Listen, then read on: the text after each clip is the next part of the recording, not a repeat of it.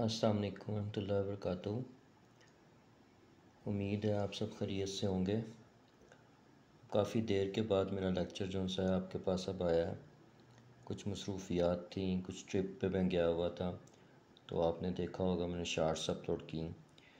तो आज का लेक्चर जो सा है वो हमारा 13.2 SLO जो है उसके ऊपर है।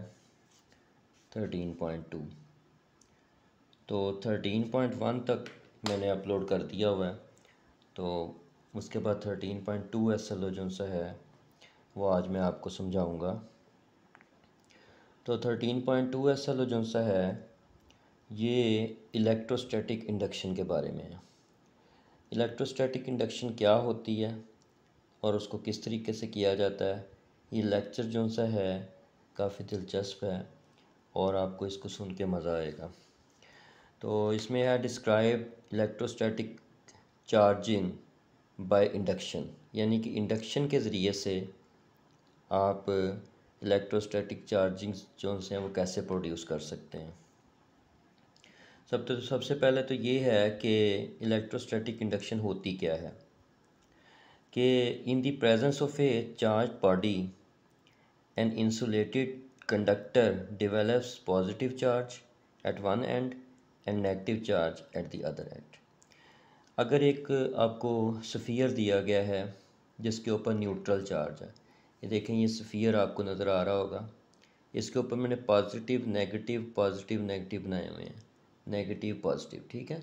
ये चार्जेस दोनों के ऊपर न्यूट्रल है और इनको हमने एक स्टैंड के ऊपर रखा हुआ है जिसके ज़रिए से ये चार्जेस मुंतकिल नहीं हो सकते, दूसरी तरफ नहीं जा सकते।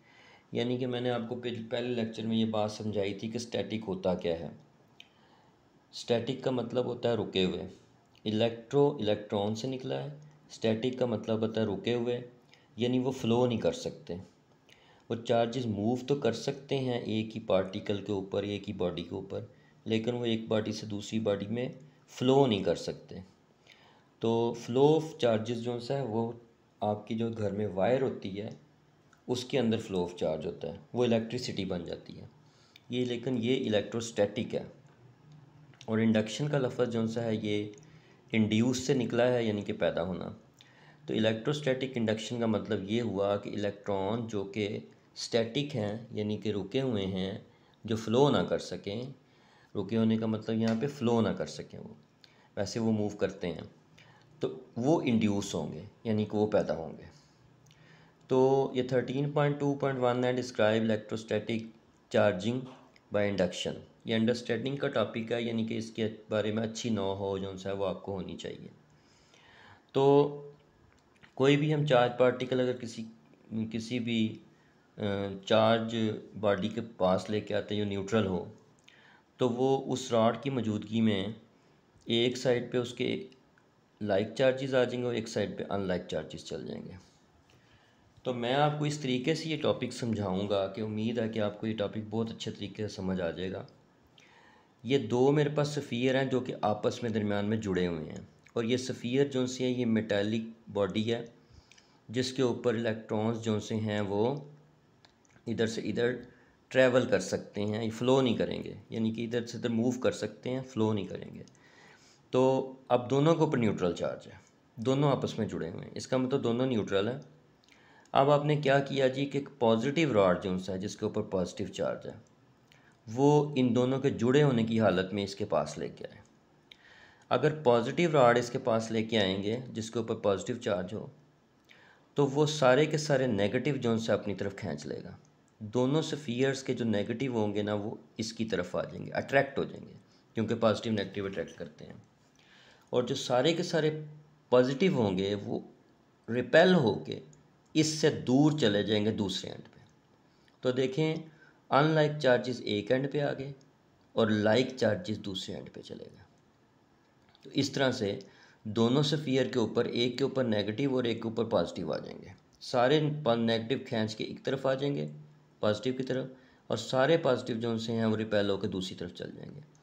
अगर इसी फेनोमेना को हम दूसरे तरीके से समझना चाहें कि हम नेगेटिव रॉड इसके पास ले आते हैं, तो अब ये होगा कि सारे के सारे पॉजिटिव अट्रैक्ट होकर इधर आ जाएंगे, सारे के सारे नेगेटिव रिपेल होकर दूसरी तरफ चल जाएंगे।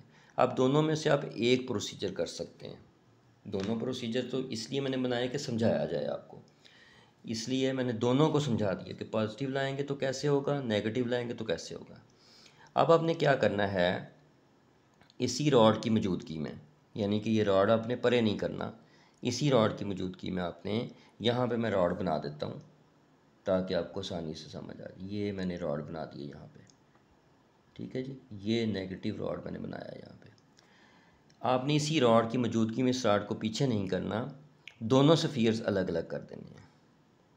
जब दोनों सफ़ियर जो से हैं वो अलग अलग करेंगे, ठीक है, तो ये सारे नेगेटिव एक पे रह जाएंगे और सारे पॉजिटिव दूसरे पे रह जाएंगे। अब अगली पिक्चर जो सी है वो मैं बना देता हूँ। यहाँ पे एक और पिक्चर बनेगी, यहाँ पे वो मैंने कहा था मैं आपके सामने बनाऊँगा, तो वो इस तरीके से एक पिक्चर और बनेगी जिसमें ये अलग अलग होंगे इस तरह से, ठीक है। और अब आपने इसके पास से रॉड जो सा है वो परे कर देना, रॉड जो सा है वो दूर कर देना, तो ये इक्वली डिस्ट्रीब्यूट हो जाएंगे। तो ये इक्वली डिस्ट्रीब्यूट हो गए। तो ये पिक्चर नंबर ए है जिसमें ये दोनों जुड़े हुए हैं आपस में और न्यूट्रल है। ये पिक्चर नंबर बी है जिसमें हम पॉजिटिव रॉड पास लेके आए हैं तो नेगेटिव एक तरफ पॉजिटिव दूसरी तरफ चले गए। ये पिक्चर सी है जिसमें हम नेगेटिव रॉड पास लेके आए हैं जिसमें पॉजिटिव एक तरफ नेगेटिव दूसरी तरफ चले गए। और ये पिक्चर डी है जिसमें कि हमने रॉड की मौजूदगी में दोनों को अलग अलग कर दिया है। और ये पिक्चर ई है जिसके अंदर जब रॉड को पीछे कर दिया है तो ये इक्वली डिस्ट्रीब्यूट हो जाएंगे। तो इस तरह से हम इलेक्ट्रोस्टैटिक चार्जिंग जो सी है वो पैदा करते हैं, इंड्यूस करते हैं। इलेक्ट्रोस्टैटिक जो से चार्जिंग है वो इंड्यूस होती है, यानी इंडक्शन जो सी है वो होती है उसकी। तो वो ये तरीक़ेकार है उसका। अब मैं दोबारा से डेफिनेशन पढ़ता हूँ। In the presence of a charge body, यानी ये चार्ज बॉडी है, इनकी प्रेजेंस में an insulated conductor develops positive charge at one end, एक तरफ जो सा है पॉजिटिव चार्ज आ जाएगा, and negative charge at the other end, और नेगेटिव चार्ज जो सा है वो दूसरी तरफ चला जाएगा। This process is called the electrostatic induction.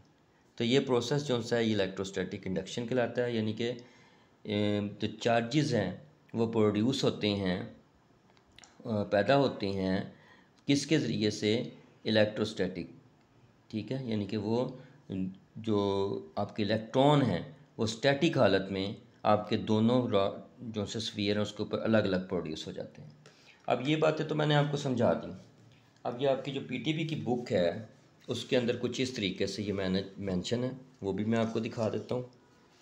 ये देखें, आपको नज़र आ रहा होगा, ये एक्टिविटी नंबर 13.4 जो सी है ये इसके ऊपर है। और ये देखें, ये उसने पिक्चर बना के दिखाई हुई है, ठीक है जी। ये देखें, यहाँ पे उसने पहले रॉड इकट्ठे किए हुए न्यूट्रल हैं, फिर उसके बाद जो मेटल हैं वो इकट्ठे किए हुए हैं न्यूट्रल हैं, फिर उसके पास जो मेटल हैं उसके पास रॉड लेके आया, फिर रॉड की मौजूदगी में उसने दोनों को अलग अलग कर दिया, फिर रॉड को पीछे कर दिया, तो दोनों के ऊपर इक्वली डिस्ट्रीब्यूट हो गए हैं चार्जेस। तो ये सारा फेनोमेना जो सा उसने इस तरीके से बताया हुआ है और इस तरीके से उसने ये डेफिनेशन भी लिखी हुई है। सारा फेनोमेना वही है जो मैंने आपको समझाया है।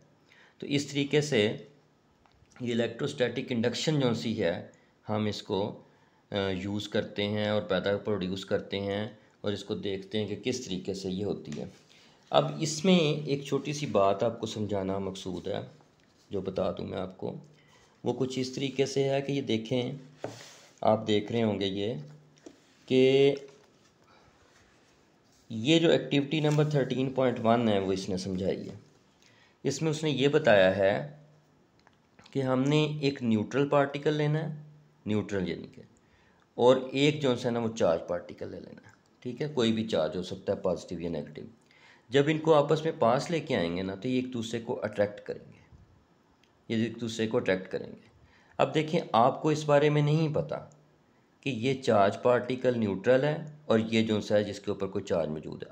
आपको ये पता है कि ये दो पार्टिकल्स हैं, आपने इनके ऊपर मालूम करना है कि क्या इनके ऊपर चार्ज मौजूद है। तो ये जब ये देखना है आपने कि इसके ऊपर चार्ज मौजूद है, तो आप क्या करेंगे कि आप ये देखेंगे कि क्या ये अट्रैक्ट करते हैं या रिपेल करते हैं। आप देखें जो लाइक चार्जेस होते हैं वो एक दूसरे को अट्रैक्ट करते हैं, जो लाइक चार्जेस होते हैं वो एक दूसरे को रिपेल करते हैं, और जो अनलाइक चार्जेस होते हैं वो अट्रैक्ट करते हैं। अगर एक जो सा है वो न्यूट्रल है इनमें से, और एक के ऊपर चार्ज है कोई, तो आपस में वो अट्रैक्ट करेंगे। तो आपको तो यही लगेगा कि ये दोनों के ऊपर चार्ज मौजूद है, लेकिन कौन सा चार्ज मौजूद है अट्रैक्शन में? अनलाइक। लेकिन आपको ये कंफर्म नहीं होगा कि क्या इन दोनों के ऊपर चार्ज मौजूद है या कोई इनमें से एक न्यूट्रल है।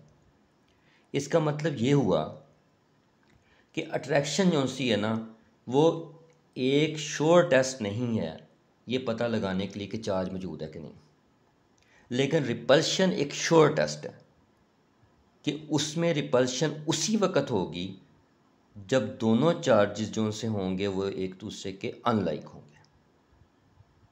मैं दोबारा से बता देता हूँ, ये एक समझने वाला टॉपिक है, आपको अगर समझ आ जाए तो। वो ये है कि एक चार्ज प्लास्टिक रॉड है और एक न्यूट्रल एल्युमिनियम रॉड है, ठीक है जी। अब जो चार्ज प्लास्टिक रॉड है ना, इसके ऊपर तो एक चार्ज है, या पॉजिटिव या नेगेटिव होगा, ठीक है। इसके ऊपर देखें नेगेटिव शो हुआ है, लेकिन ये जो पार्ट न्यूट्रल रॉड है एल्युमिनियम, इसके ऊपर पॉजिटिव भी है नेगेटिव भी है। अब क्या होगा कि असूली तौर पे इसको, इसके अंदर नेगेटिव भी है, इसके अंदर नेगेटिव भी, इसको रिपेल करना चाहिए, ये लेकिन इनके दरम्यान में रिपल्शन नहीं होती, बल्कि क्या होता है इनके अंदर अट्रैक्शन होती है। इसका मतलब ये हुआ कि अट्रैक्शन ये बताती है कि अगर इसके ऊपर नेगेटिव चार्ज है तो इसका मतलब है कि इसके ऊपर पॉजिटिव चार्ज होना चाहिए, लेकिन इसके ऊपर पॉजिटिव चार्ज नहीं है, बल्कि इसके ऊपर न्यूट्रल चार्ज है, पॉजिटिव नेगेटिव दोनों हैं, लेकिन रिपल्शन नहीं हो रही इस पर। हालांकि इसके अंदर नेगेटिव है, इसके अंदर भी नेगेटिव है, इसके अंदर रिपल्शन होनी चाहिए, लेकिन न्यूट्रल के पास जब आप चार्ज कोई पार्टी लेके जाते हैं, चाहे वो पॉजिटिव हो चाहे वो नेगेटिव हो, तो वो आपस में अट्रैक्शन देती है, वो न्यूट्रल के साथ रिपल्शन नहीं देती। इसका मतलब ये हुआ कि हमें नहीं पता लग सकेगा कि दोनों के ऊपर चार्ज मौजूद है कि नहीं है, क्योंकि एक तो न्यूट्रल है, आपको ये लग रहा है कि ये अट्रैक्ट हो रही है, इसके ऊपर नेगेटिव है लेकिन इसके ऊपर पॉजिटिव है, लेकिन ये पॉजिटिव नहीं है, ये न्यूट्रल है। इसका मतलब ये हुआ कि ये श्योरिटी हमें नहीं होगी, ये श्योर टेस्ट नहीं होगा, ठीक टेस्ट नहीं होगा, क्योंकि इसके अंदर अट्रैक्शन हो रही है, और इसमें हमें ये नहीं पता लग सकेगा कि ये दोनों जो से हैं चार्ज पार्टिकल हैं, बल्कि एक इनमें से न्यूट्रल है, लेकिन हमें गलती लग रही है, हम ये समझ रहे हैं कि इसके ऊपर सिर्फ नेगेटिव चार्ज है।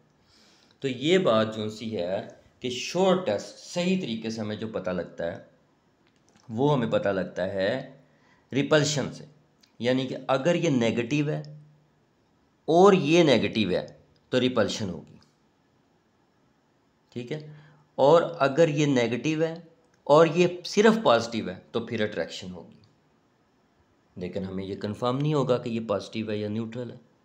इसलिए जब भी हमने ये देखना हो कि किसी चीज़ के ऊपर कौन सा चार्ज है, तो हमें देखना होगा कि उसमें रिपल्शन हो रही है कि नहीं हो रही।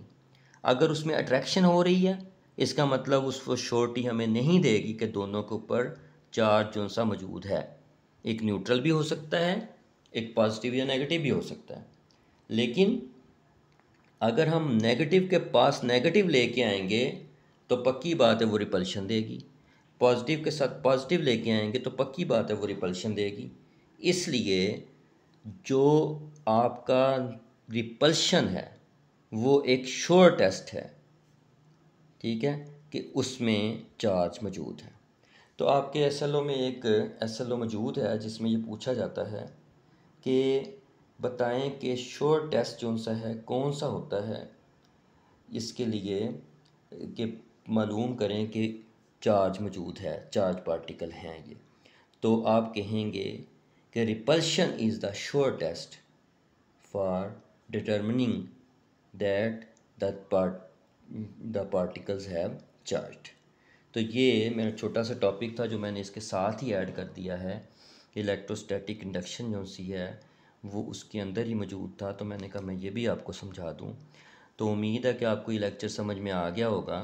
इसमें मैंने आपको ये बताया है कि इलेक्ट्रोस्टैटिक जो सी है इंडक्शन होती क्या है, किस तरह से उसको प्रोड्यूस किया जाता है अलग अलग चार्जेस के, और वो मैंने आपको इस तरीके से दिखाई है। ये देखें, ये मैंने आपको सारा फेनोमेना करके दिखाया है। तो दोबारा से बता देता हूँ कि इसके ऊपर भी न्यूट्रल चार्ज है, इसके ऊपर भी न्यूट्रल चार्ज है। जब भी कोई बॉडी पास लेके आएंगे चार्ज पार्टिकल चार्ज रॉड लेके आएंगे पास, अगर पॉजिटिव लाएंगे तो सारे नेगेटिव इधर और पॉजिटिव इधर रिपेल होकर चल जाएंगे। अगर नेगेटिव लाएंगे सारे लेके आएंगे पॉजिटिव इधर और नेगेटिव इधर चल जाएंगे रिपेल होके। और जब इनको अलग अलग कर देंगे तो ये चार्ज पार्टिकल की मौजूदगी में तो एक के ऊपर पॉजिटिव और एक के ऊपर नेगेटिव चार्ज होंगे, और जब इसको आप ख़त्म कर देंगे तो ये इक्वली डिस्ट्रीब्यूट हो जाएंगे दोनों के ऊपर। इस तरह से दोनों के ऊपर आपने, हालांकि पहले दोनों न्यूट्रल थे, अब दोनों के ऊपर एक के ऊपर पॉजिटिव और एक के ऊपर नेगेटिव यानी चार्ज प्रोड्यूस हो गए हैं। तो इसको कहते हैं इलेक्ट्रोस्टैटिक इंडक्शन। तो उम्मीद है कि आपको ये लेक्चर जो सा मेरा समझ में आ गया होगा। तो अगर कोई क्वेश्चन हुआ करे या कोई मसला हो या कोई आप सजेशन देना चाहें तो वो आप मुझे जो सा कमेंट बॉक्स में दे सकते हैं। इसके अलावा जब भी कोई मेरा चैनल जो सा है वो देखें या लेक्चर देखें तो उसको सब्सक्राइब ज़रूर किया करें, और इसी तरह से उसको शेयर करें, और इसी तरह से बेहतरी के लिए जो सा है वो आप मैसेज भी कर सकते हैं। तो उम्मीद है कि लेक्चर समझ में आ गया होगा आपको कि किस तरीके से इलेक्ट्रोस्टैटिक इंडक्शन जो सी है वो होती है। तो नेक्स्ट जो सा है वो हमारा जो सा लेक्चर है वो फिर आने तक आप ये लेक्चर अच्छे तरीके से समझें और इसको सीखें, और फिर उम्मीद है कि अगला लेक्चर जो सा आपको बेहतर तरीके से समझ आ जाएगा। अस्सलाम वालेकुम रहमतुल्लाहि व बरकातुहू।